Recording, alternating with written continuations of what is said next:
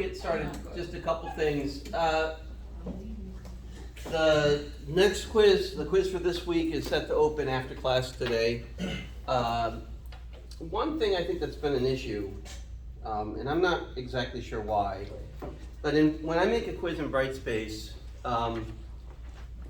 it gives me a choice between either an enforced or a recommended time limit. And I have not set the quizzes for an enforced time limit. I've just set them for a recommended time limit of 120 minutes, which is well over the amount of time it should take you to finish the quiz, okay? But I think some of you have been opening the quiz and then just leaving it open, and it's been timing out, and I don't understand why. If it's recommended, I don't think it should time out, but apparently it has been. So here's what I would suggest you do. Open the quiz when you're ready to take it. You have some time set aside when you're ready to take it, and then just do it at the single sitting. You have at least up to that 2 hours to do it, which should be well over the time you need, especially since, as I am assuming, right, you can access your textbooks and stuff. I mean,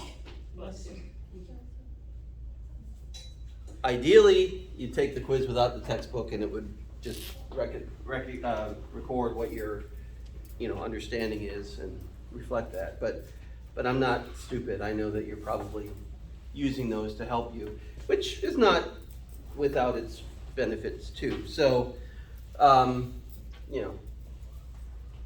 don't open it until you're ready to take it, and then make sure you take it within that 2 hours. It shouldn't take that long. I think the next quiz is only 5 or 6 questions, maybe 7 questions. So actually, it might just be 5 or 6. So in any case, just know that for the future.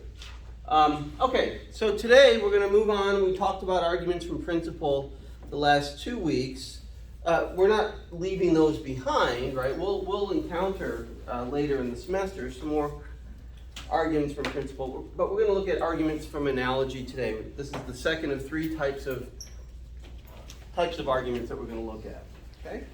So what's an analogy? You guys have heard that word before, I'm assuming, at least most of you. What is it? What is an analogy? A comparison. A comparison? What kind of comparison? Between, I would guess, things that are kind of not relevant, like one another, a certain respect from one another. That we might think are different from one another in some respects, but what would be true? If something is analogous to something else, are there similarities? In Yeah. principle, there's similarities. Huh? In principle, there's similarities. Yeah. In the idea, anyway. Yeah, right. Right, so the guiding insight of an argument from analogy is that like cases should be treated alike. Right? So if you have, one set, if you have something, 2 things, an argument from analogy is going to focus on the ways in which those things are similar. Okay? And if they're similar in relevant ways, or in all relevant ways, what we would conclude about one thing, we would conclude about the other. And in this case, we're thinking primarily about actions or judgments, right? So if one judgment is analogous to another judgment, then what we would conclude about the first is what we should conclude about the second. Okay, so that may not be entirely clear yet, so let's look at what these arguments look like in standard form. Okay, so if we have a 2-premise, now they don't have to be 2 premises, but any argument from analogy will be at least 2 premises.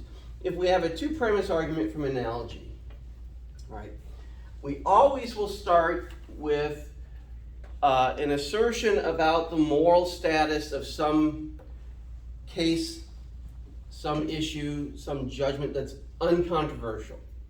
Okay? So the example I have here is stealing a t-shirt from a band's merchandise table at a concert is wrong. Does that seem like a relatively uncontroversial statement to make? Right? Okay? The second principle, the second premise, draws an analogy between that uncontroversial case and some other case that's that is controversial, okay? So we might say something like, downloading a textbook, illegally, without paying for it, illegally downloading a textbook is relevantly similar or is analogous to stealing a t-shirt from a band's merchandise table. Okay? So if illegally downloading a textbook is relevantly similar to stealing merchandise from a band's table, and if stealing merchandise from a band's table is wrong, what would we say about illegally downloading a textbook? It's wrong. That's wrong too, right? So the judgment that we make about the controversial case in the second premise is the same judgment that we've made about the case in the first premise, because the two cases are alleged to be similar to one another, okay? Or analogous to one another. Does this make sense? Does it make sense so far? Okay.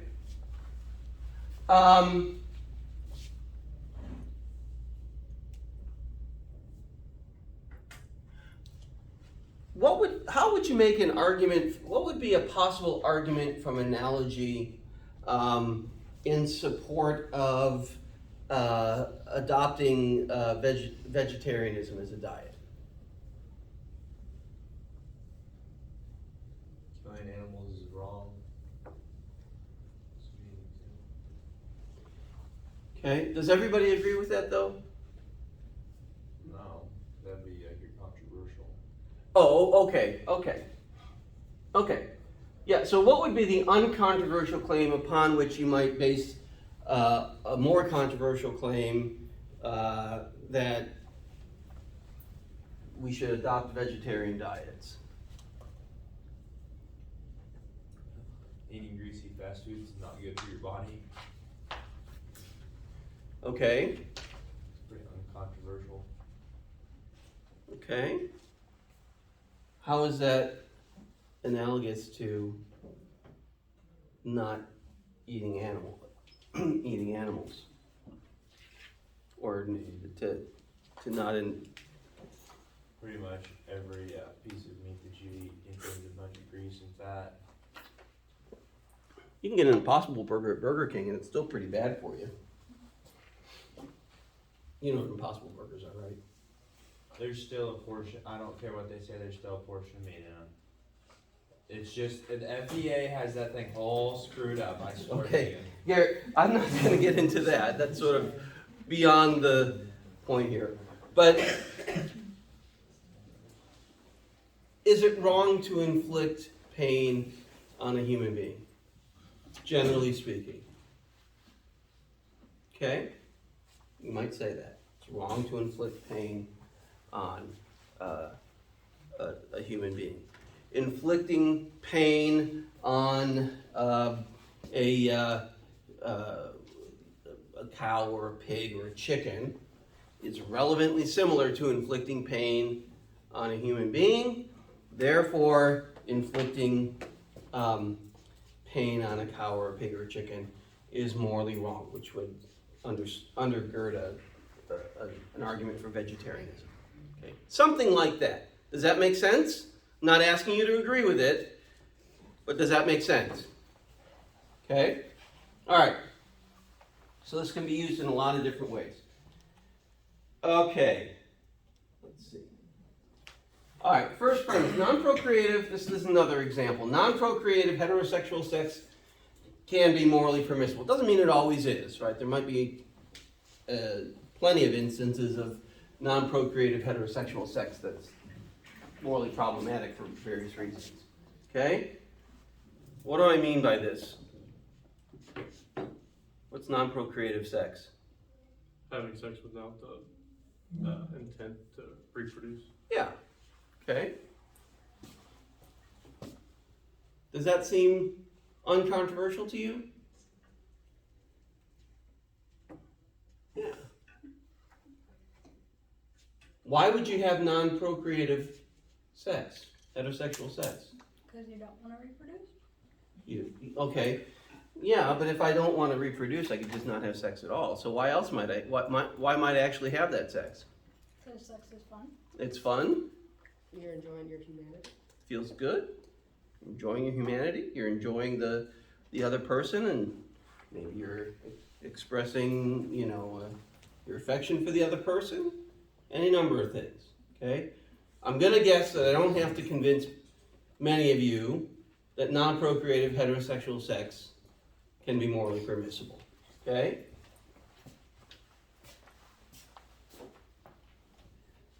Okay, second premise, now this is gonna lead to a conclusion that's not as controversial. Some people would disagree with the conclusion, but it's not as controversial today as it might have been,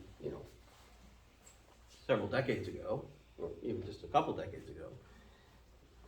But we might then draw an analogy between non-procreative heterosexual sex and sexual intercourse between gay and lesbian persons. Okay? If gay and lesbian sex is relevantly similar to non-procreative heterosexual sex, then what's the conclusion that we can draw? What's that, Alex? Both are morally permissible.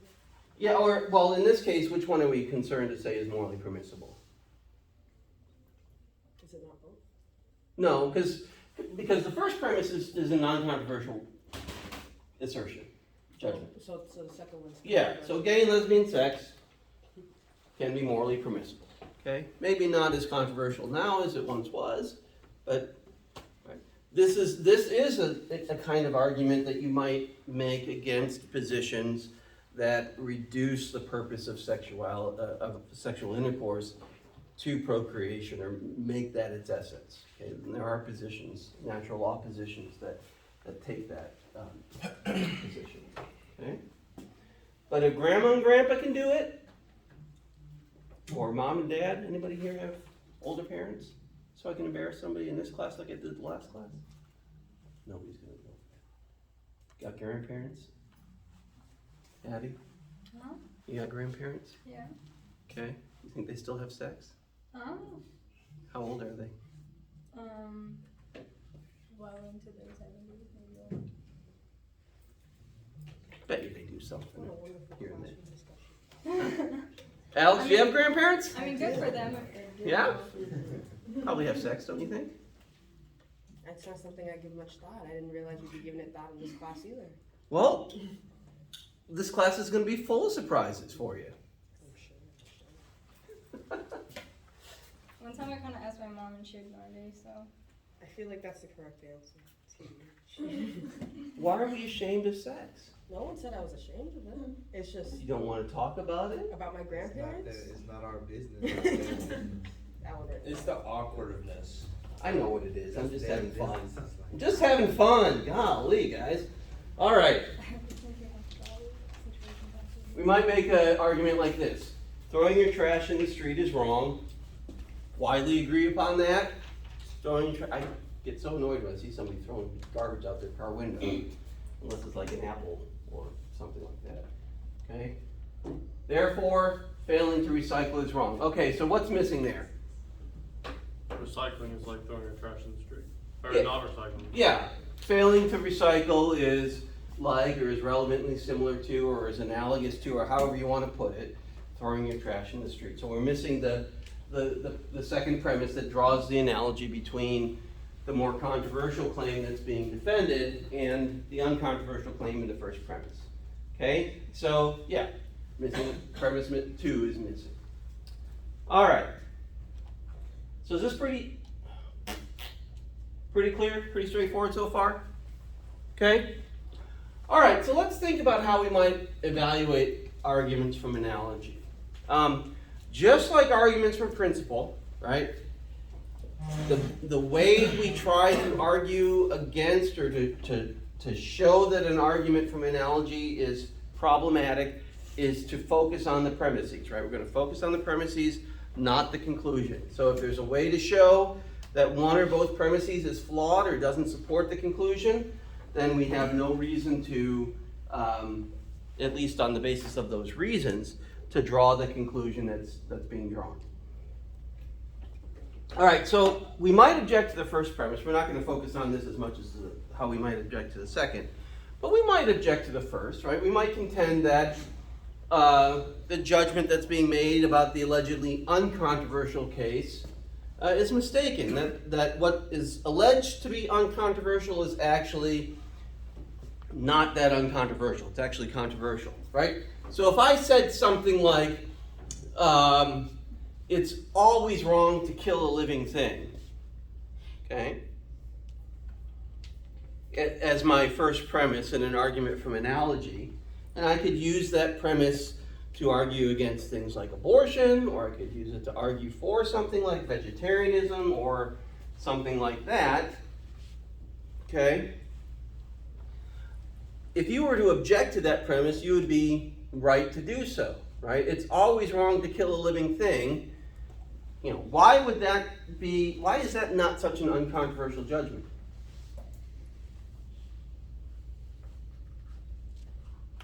Why might you object to that?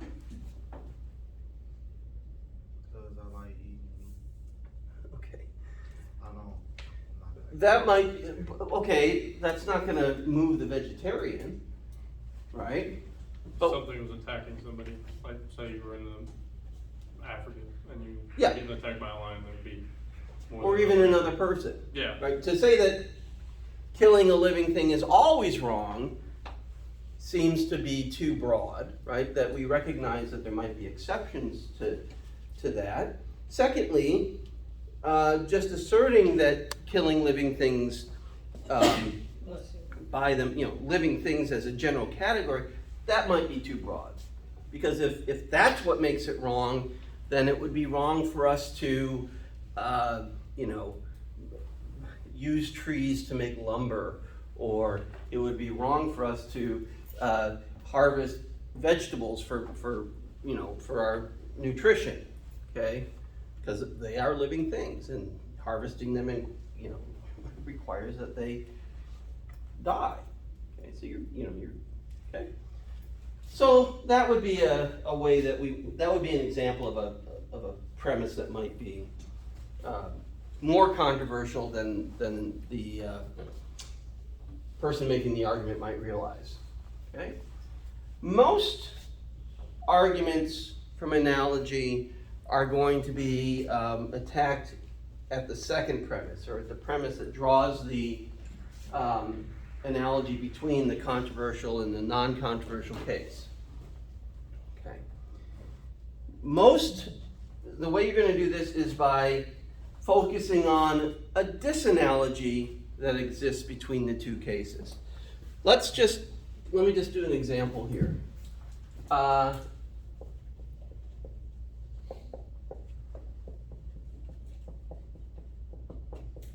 Okay, let's take baseball and track and field.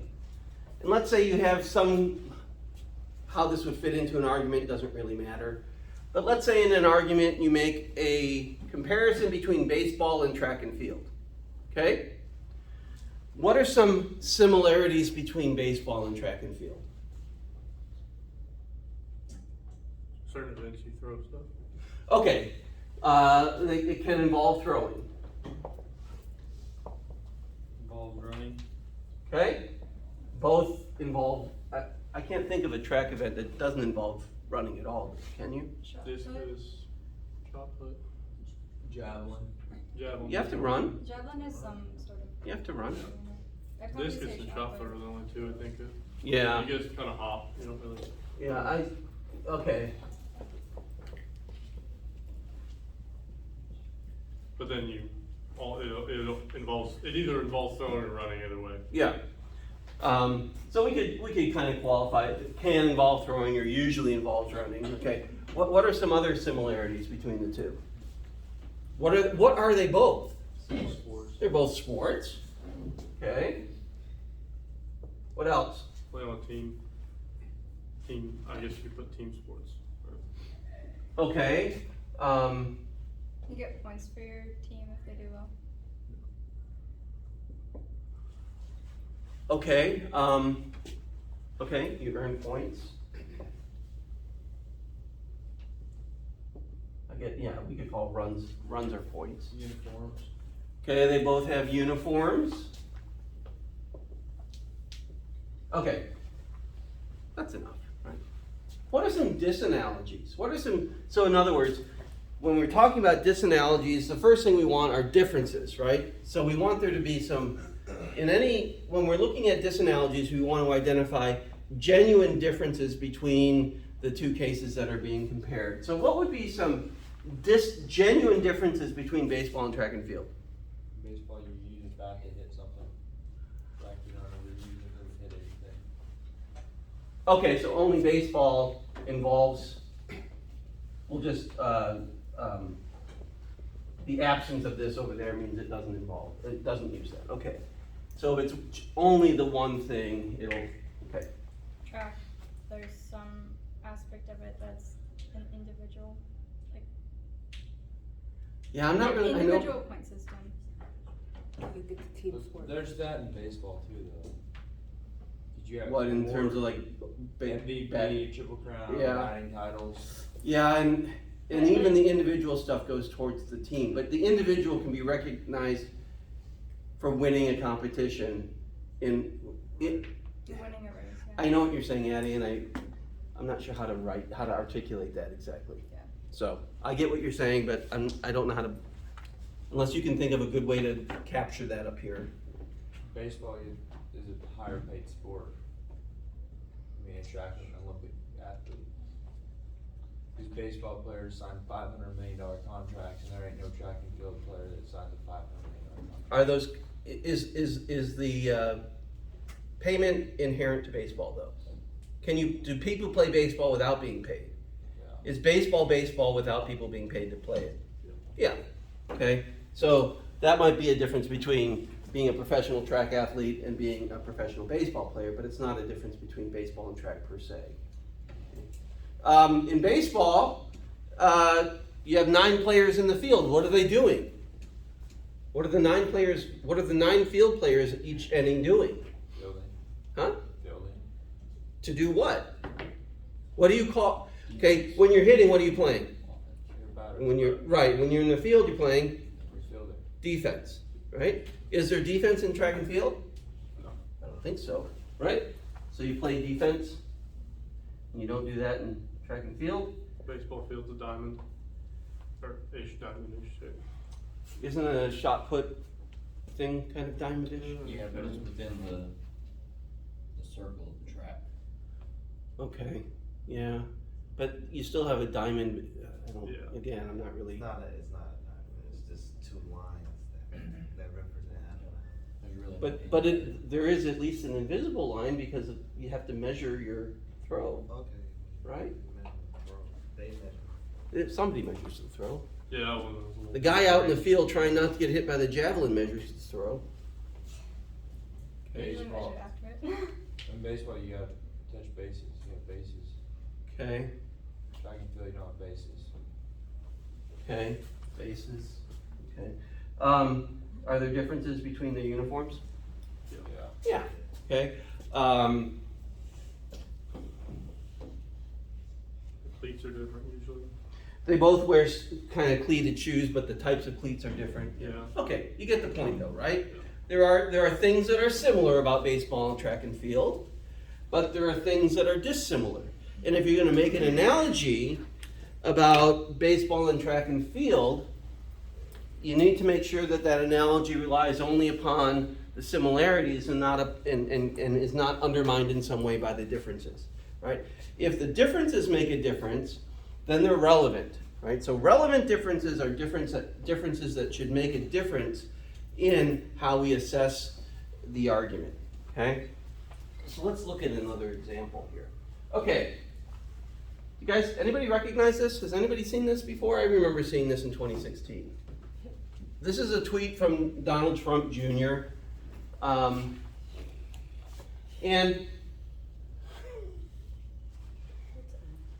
I'm just saying. it's a good example. Well, it was in the book, so yeah. Okay, it was in the book. That's right. Okay, I'm glad you know it was in the book. Yeah, I read the. Good. Okay. So this will be a review for you. Yeah. Right. But there's an argument here, right? If I had a bowl of Skittles and I told you just 3 would kill you, would you take a handful? And that's our Syrian refugee problem. Okay. So what's the conclusion here? The conclusion is not stated explicitly, neither are the premises really. But what's the conclusion here? The United States ought not allow any Syrian refugees into the country. Yeah, we shouldn't allow them in Syrian refugees into the country. Okay? What would the first premise be? What would the non-controversial claim be? We ought not eat any Skittles from a bowl that includes some poison Skittles. Yep. And what would be the analogy that's drawn? Allowing Syrian refugees into the United States is relatively, I don't know, yes. Relevantly. Relevant, Yeah. sorry. Yeah, no, I know. It's Similar to eating a bowl from a bowl containing some poison Skittles. right. Okay. Okay. Does that seem to be a reasonable representation in standard form of that image? Yeah. I think so. Okay. So this is a bad argument, but we might not be sure initially why. And honestly, you know, you're appealing when you make that initial claim is meant to appeal to something that people already believe. So it sometimes can be a challenge to see the flaws in an argument from analogy, because they're playing on, or they're based upon, I shouldn't say playing on, they're not like necessarily manipulative, but they're based on claims that people will generally regard as true. Okay? So let's think about this. What are some differences? We have any Skittle fans here? Besides me? I mean, I eat them, so. Huh? I eat them, so probably. Okay. Skittles and Starburst are your best favorite, are your best fruit flavored candies. Snickers or like a Hershey's bar with almonds, chocolate bar with almonds, those are your best chocolate-based candies. I'll die if I eat that. Okay. What are some differences? So, right, if we're going to show that this is a bad argument, we want to focus on what the differences are, or what a relevant difference is, a genuine and a relevant difference is between these two things. These are the things between which an analogy is being drawn. Okay? Skittles are a candy? Okay. And what are Syrian refugees? People? People. Syrian refugees don't taste like fruit. They don't taste like fruit? Yeah. Yeah. How do you know? Well, I was just assuming, but Okay. that was more. Well, so we eat Skittles, we don't eat Syrian refugees. Yeah. Okay. Skittles don't have the potential to be terrorists. They don't have the potential. To be terrorists, no, Skittles do not. Okay.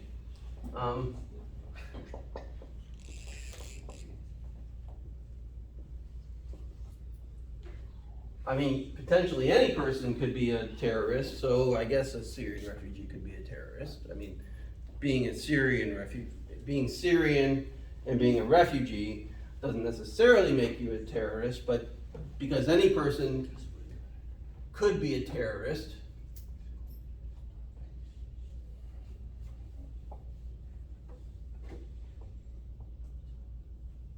Just with the caveat that that's not unique to Syrian refugees. Okay, what else? Some other disanalogies. Skittles are brightly colored. Okay. Yeah, I mean, if you were to eat a Syrian refugee, you wouldn't be tasting the rainbow, right?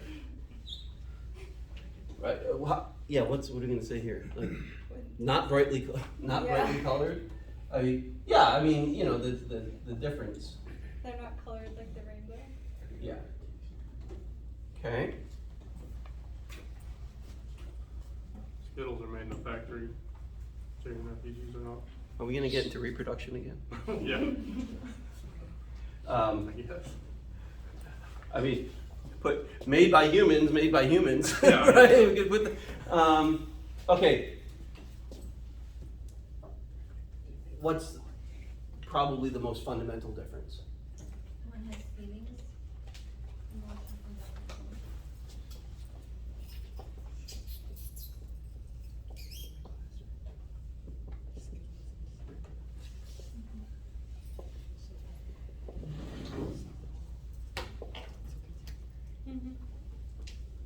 All right.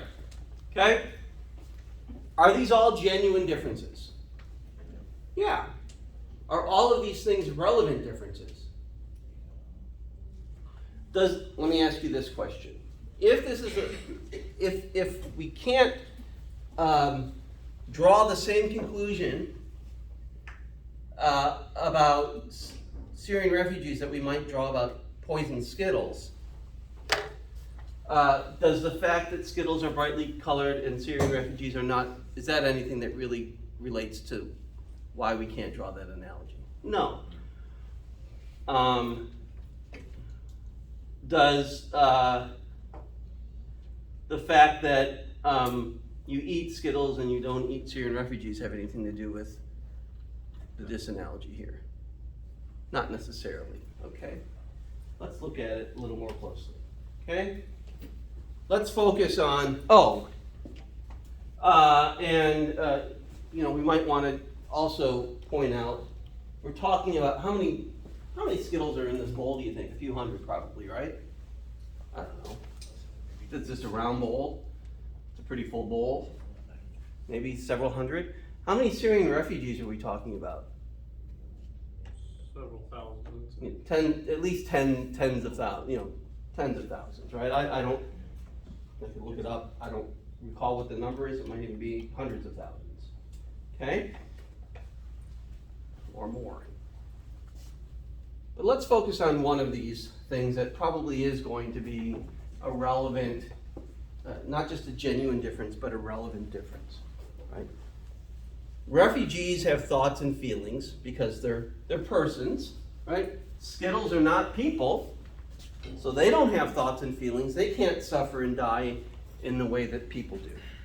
Okay? Is that a difference that makes the difference? Is that a relevant difference between the two things being compared here? I think most of us would probably say yes, okay? But sometimes we might be inclined to say yes, this is, in this case, a relevant difference, or at least I think it is, but you might be uncertain, right? So you might say, gotta figure this out and think about it a bit more. Right? So we could run what's called a relevance test. When we do a relevance test, we need to reimagine the original case. So in this circumstance, it's the Skittles case, in a way that eliminates the difference between the two things being compared, so that we can see if we would still come to the same judgment as we did in the original argument. Okay? So we need to reimagine Skittles as, in some way, as things that can suffer and die, or at least that have some connection to suffering and dying. Okay?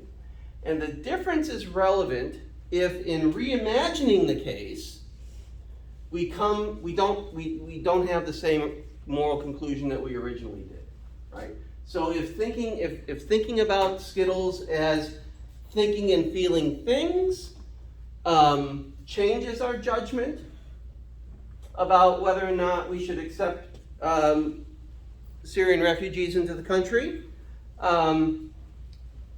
then we have at least that reason to reject the argument, okay? At least in the form that it was given.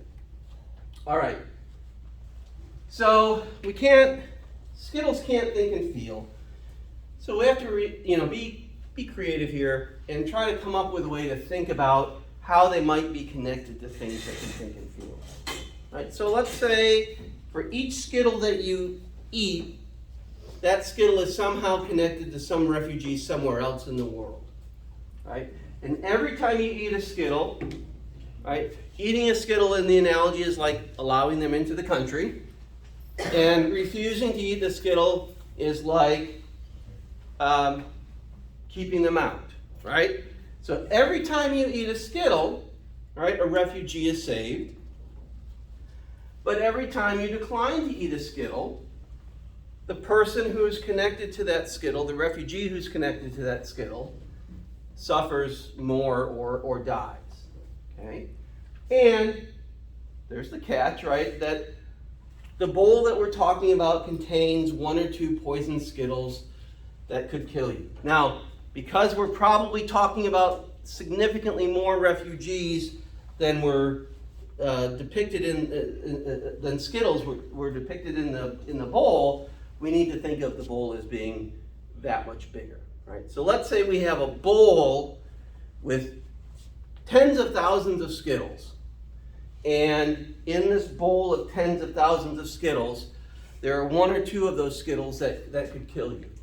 Okay, so then the question is, do you have a moral obligation to eat those Skittles or not, knowing that in eating them, you're saving a refugee for each Skittle you eat, and that in refusing to eat them, you're consigning a refugee to suffering and or death?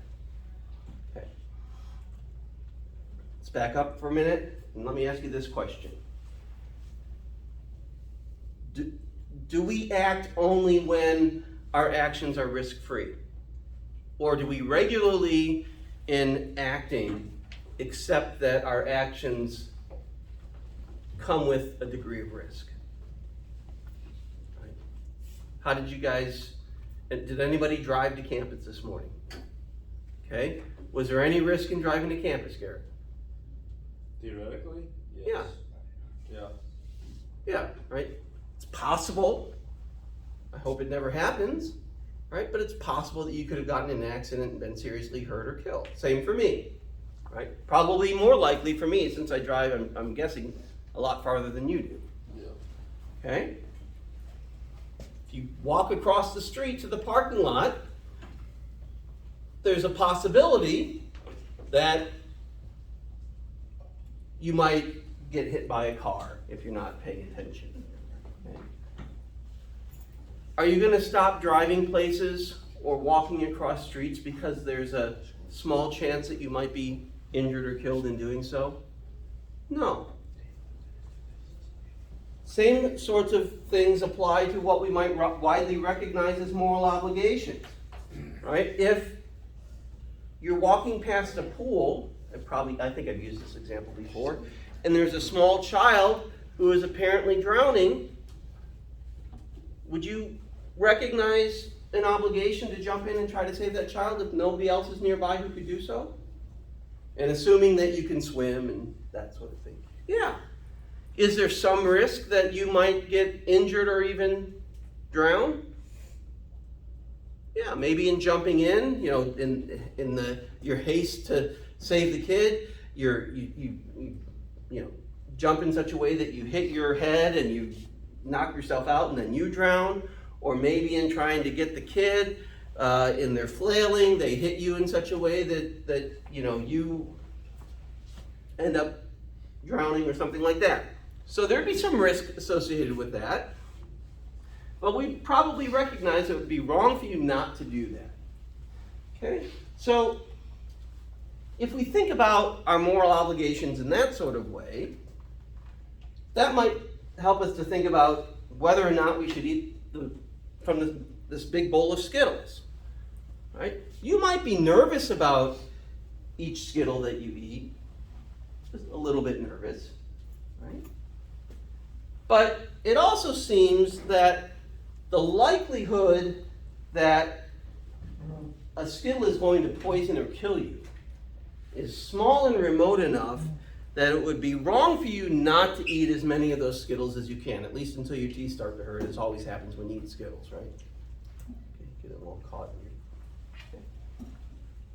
Seems that you should eat as many of those Skittles as possible, and thereby saving as many refugees as possible. If you refuse to eat the Skittles, right, on the remote chance that you're going to be harmed by that Skittle, we might reasonably think of that as being selfish or cowardly or cruel in some way. Right? So if that's the case, then the disanalogy here, in that people can feel things, can have emotions, can experience pleasure and pain, and Skittles can't, that does seem to be a relevant thing. When we're talking a relevant difference, right, not just a genuine one, when we're talking about refugees, we're not talking about candy that has no feelings. We're talking about people who have feelings and who can suffer and die. And if we were to think of the candy in a similar sort of way, we'd probably come to a similar judgment about eating the candy. Okay, so that would be a relevant difference. Does change our judgment about the argument. Does that make sense? Okay. Does anybody have any questions? No questions? Okay, we'll finish 10 minutes early then. Okay, homework on Wednesday. So I'll see you guys then. I posted this to Brightspace, so if you want to go back and look at it, it's there for you. I don't. You should behave. No, down. Up.